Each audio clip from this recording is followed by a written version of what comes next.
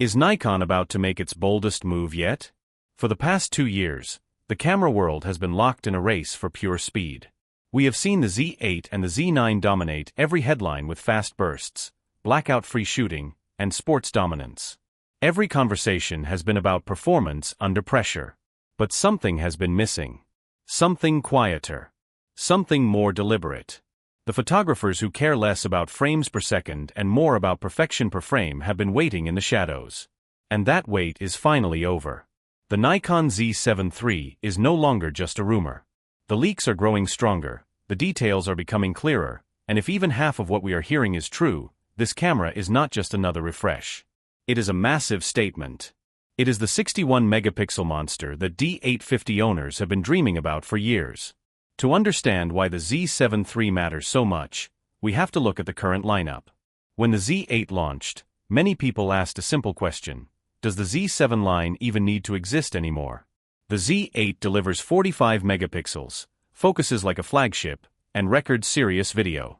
On paper, it feels complete. But here is where things get interesting.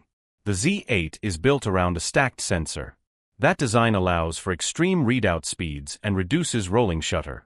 But every design has trade-offs. Stacked sensors are complex and generate more heat. While the image quality is excellent, there is a small compromise at base ISO when it comes to absolute dynamic range. For many photographers, that tiny compromise does not matter.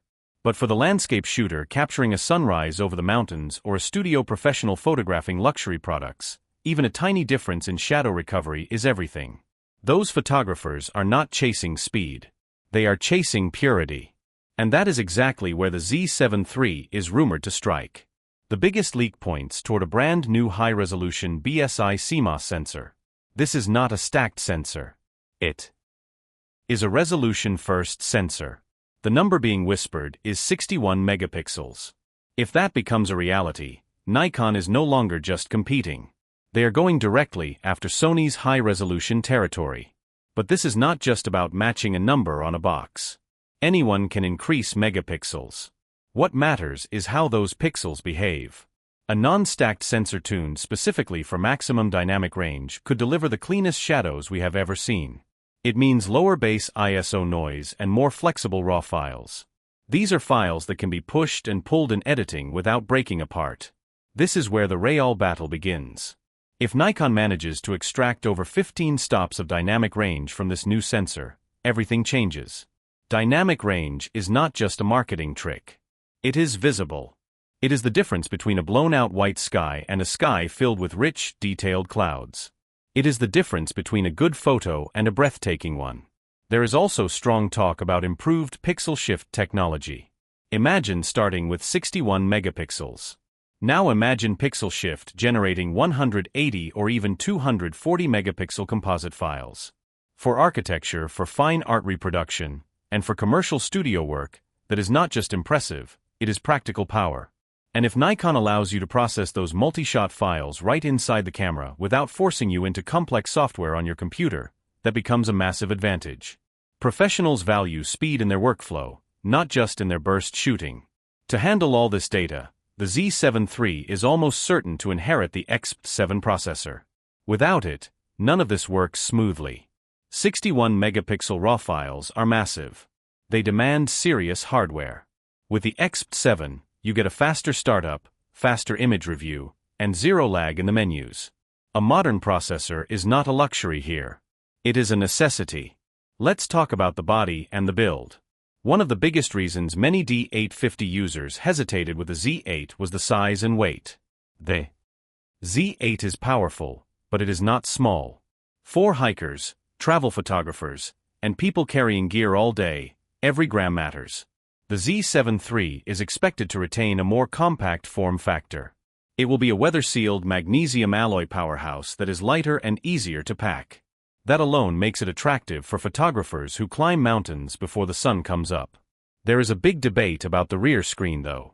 The 4-axis tilting screen on the Z8 is loved by photographers because it stays in line with the lens.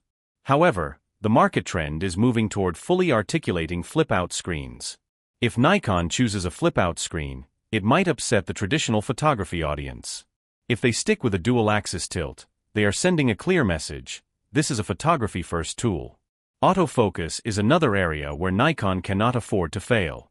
Even a resolution-focused camera needs reliable focus. A 61-megapixel file reveals every single mistake. If your focus is slightly off, you will see it immediately. That is why we expect the deep learning AI autofocus to carry over from the Z9.